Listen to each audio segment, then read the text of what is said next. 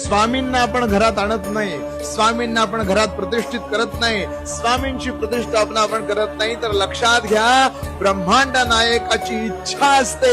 स्वामी समर्थ महाराजांची ज्यांना आपण परब्रह्म म्हणतो त्या भगवंताची इच्छा असते, म्हणून या सगळ्या गोष्टी होतात.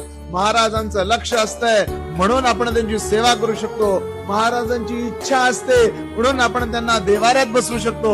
महाराजांची इच्छा असते म्हणून आपण नित्य सेवा करू शकतो. लक्षात घ्या ब्रह्मांड नायकाने ठरवलंय की कोण माझा भक्त होणार, ब्रह्मांड नायकाने ठरवलंय की कुणाचा उद्धार होणार, म्हणून आणि म्हणूनच आपल्याकडून या सेवा करतात. लक्षात घ्या करता करविता देता न्याय करता सगळं स्वामी स्वामी स्वामी आहे. महाराजांनी ठरवलंय म्हणून सेवा करतोय, हे वाक्य आयुष्यभर डोक्यात ठेवा.